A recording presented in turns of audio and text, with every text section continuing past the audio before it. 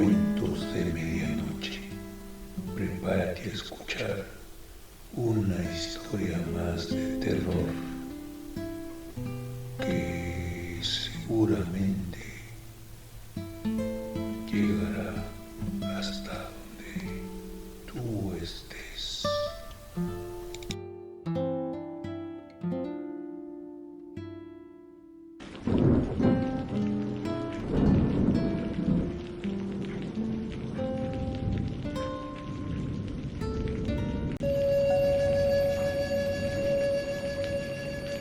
Como todas las mañanas sonó el despertador.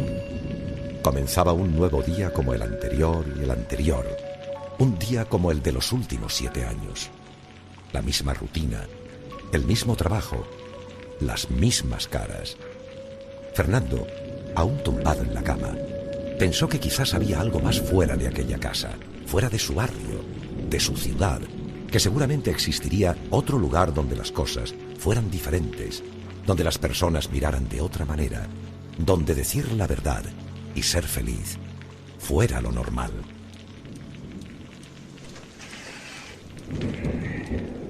Se acabó. Hora de hacer las maletas. Fernando, movido por aquel impulso, cogió una bolsa de viaje y metió toda la ropa que entró en ella. Pero antes de salir... Bueno, llegó el momento de la despedida. Cuando cruce esta puerta, todo comenzará de cero. Me llevo todos los recuerdos, los buenos y los no tan buenos. Digo yo que de algo servirán. Precisamente esos momentos son los que me dicen que encontraré algo mejor, mucho mejor. Adiós.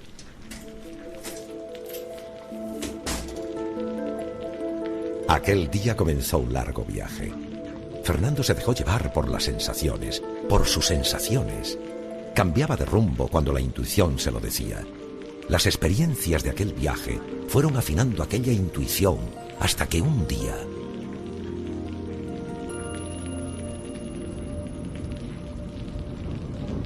Aquí debe ser.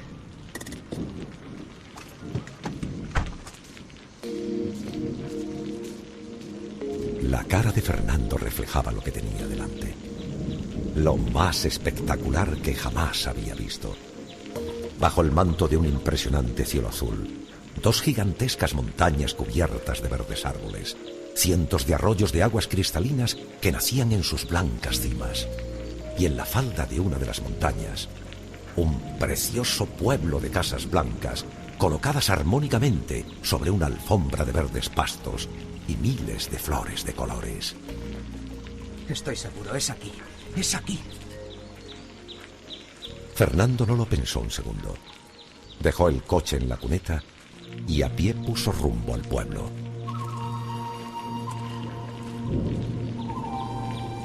Antes de llegar, algo llamó su atención. Una cerca preciosa con un pórtico de unos 10 o 12 metros de alto, adornado con grabados de niños jugando, de gente sonriendo, animales de todo tipo y unas letras doradas en las que se podía leer: cementerio. La curiosidad hizo que Fernando atravesara aquel pórtico. Aquello no parecía un cementerio, era un bosque lleno de vida. Tras caminar unos metros, se detuvo delante de una lápida y leyó una de las inscripciones. David Hernández vivió 8 años, 6 meses, 2 semanas y 3 días. ¿Pero qué es esto? Un poco más adelante. Noemí Sánchez vivió 5 años, 8 meses y 3 semanas. Antonio Herranz vivió 11 años y 6 meses. Pero esto es terrible. Terriblemente conmocionado, contempló que todas aquellas lápidas tenían inscripciones similares y un dato que le llenó de pena. El muerto que más había vivido apenas superaba los 11 años.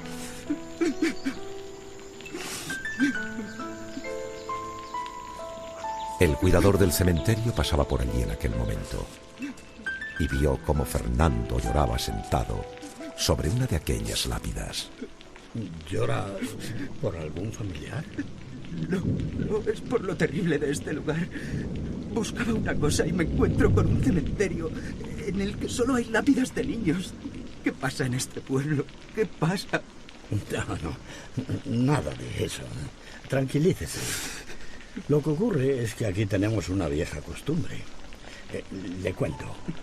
Cuando un joven cumple 15 años, sus padres le regalan una libreta, como esta, que tengo aquí colgada del cuello. Y es tradición entre nosotros que a partir de allí, cada vez que uno disfruta intensamente de algo, abre la libreta y anota en ella, a la izquierda, lo que fue disfrutado y a la derecha, qué tiempo duró ese gozo. Conoció a su novia y se enamoró de ella. ¿Cuánto tiempo duró esa pasión enorme y la emoción de conocerla? ¿Una semana? ¿2? ¿Y la emoción del primer beso? ¿2 días? ¿3? El nacimiento del primer hijo, un viaje, momentos con los amigos, el reconocimiento en el trabajo. Así vamos anotando en la libreta cada momento. Cuando alguien se muere, es nuestra costumbre abrir su libreta y sumar el tiempo de lo disfrutado para escribirlo sobre su tumba, porque es ese, para nosotros, el único y verdadero momento vivido.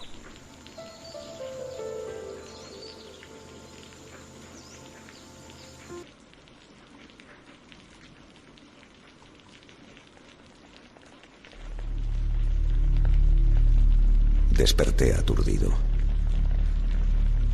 tumbado en el suelo. Apoyándome como pude en la pared, logré ponerme en pie.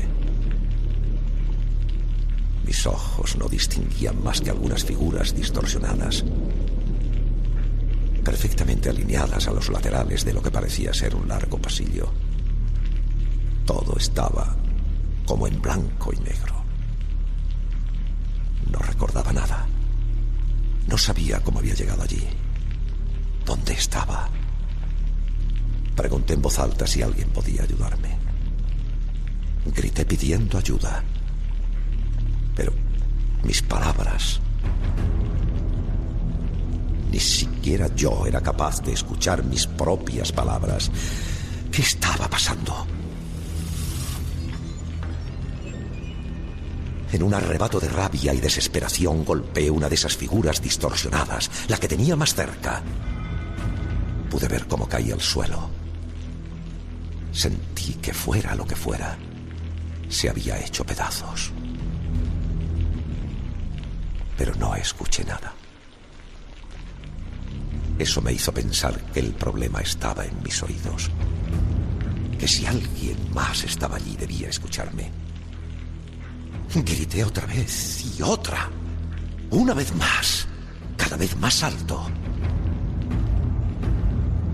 Y ahora sí, algo acudió a mi llamada. Suavemente la silueta de lo que parecía ser un gato jugueteaba entre mis piernas. Pero era mi gato. Era Poe. De repente, en el fondo del pasillo, una luz surgió de la oscuridad. En ella se distinguía perfectamente la silueta de una persona, que tras un par de segundos, al igual que la luz, se perdió de nuevo en la oscuridad.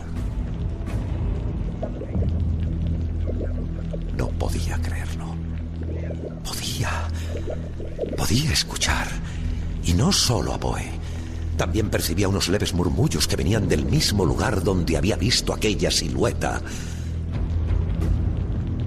De la luz. Caminé guiado por los murmullos. Eran voces. Podía entender alguna que otra palabra. Aquellas figuras distorsionadas del pasillo tomaban forma. Ya reconocía. Maldita sea. Era mi casa. Estaba en mi propia casa. Y la luz, esa luz venía de mi habitación. ¿Pero qué demonios? ¿Quién está en mi habitación? Escuchaba mis propias palabras. Sentía que todo volvía a la normalidad. Todo menos una cosa. Nadie pisa mi casa. Y nadie entra en mi habitación. Agarré el pomo de la puerta y abrí con furia. Pero yo estaba allí, colgado de la lámpara de mi habitación con una soga atada al cuello. Estaba viendo mi propio cadáver.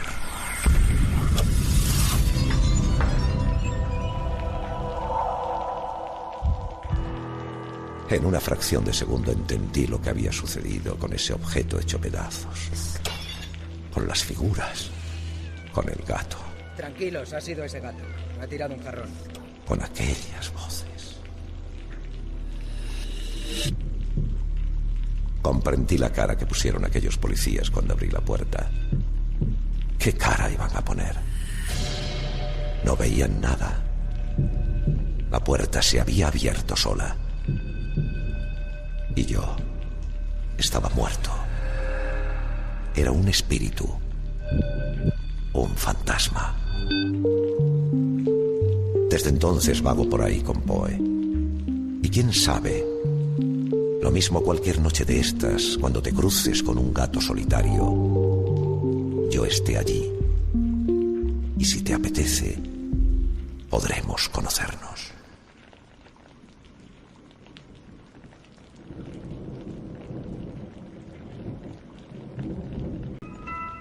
La siguiente historia está basada en hechos verdaderos. Esto que a continuación contaremos es un relato de Esteban, el hermano de Ramiro, que en paz descansa. Sentirás miedo.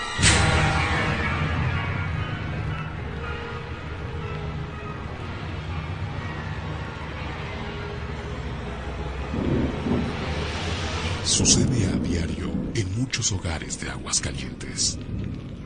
Las leyendas de que los muertos regresan a contarnos sus secretos.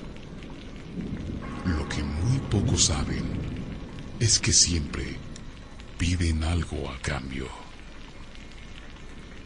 El lugar es la habitación de Ramiro. Él vive en una de las tantas casonas viejas del antiguo barrio del Encino.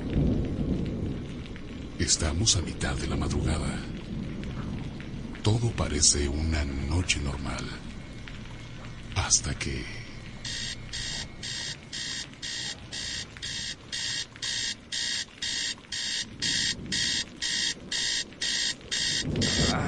¿Qué pasa? Maldito despertador, pero si apenas son las 4:15 de la mañana.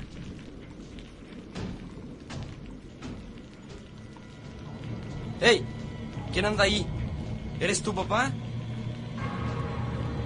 A partir de esa noche, Ramiro siempre fue sorprendido a la misma hora para ser despertado de la misma manera. Hasta que una noche... ¡Ay, ya me tienen harto! Seas quien seas, dime qué quieres. Aparécete de una vez. Una vez que Ramiro tomó el valor y retó al ser que se había negado a aparecer, se dio cuenta de que esa no fue la mejor decisión que pudo haber tomado. Después de eso, ya no pudo hablar. No podía moverse. Su cuerpo se sentía pesado como el acero. Su respiración se cortaba. Un zumbido atacaba sus oídos. En ese momento, alcanzó a ver a los pies de la cama algo que lo horrorizó. Era la figura de un hombre con una apariencia horrible, con la cara desfigurada, que le decía: tienes que ayudarme. Tienes que ayudar. Ramiro no creía lo que estaba viendo. Y el miedo se apoderó de él. En esta casa hay un tesoro enterrado. Es dinero que yo robé cuando viví en este lugar. Tienes que sacarlo y entregarlo completo a sus dueños para que mi alma pueda descansar. Aquel ser de ultratumba dio instrucciones de dónde se encontraba el tesoro y a quién lo debería de entregar. Así fue. Ramiro encontró una olla de barro en uno de los muros de su habitación, cargada con varias monedas de oro y joyas, entre las que se encontraba una gruesa cadena de oro. El muerto me dijo que entregara todo lo que se encontraba en la olla. Pero ¿qué tal que me quedo con esta cadenita de oro? Al fin de cuentas no creo que nadie se percate de que faltó algo. Y así, pues me hago de una lanita. Los días pasaron y Ramiro dormía con la cadena de oro en su cuello, tranquilo por haber ayudado a aquel alma en pena. Pero una noche sucedió lo inevitable.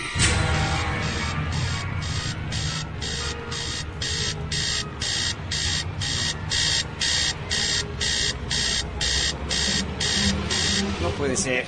Me has desobedecido.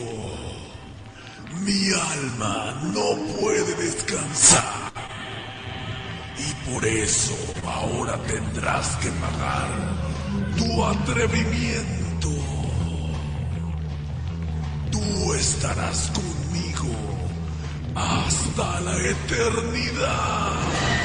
Aquel ser se abalanzó contra Ramiro y lo tomó de aquella gruesa cadena que brillaba como el fuego en la oscuridad. Apretó fuerte contra el cuello de Ramiro hasta que éste dejó de existir.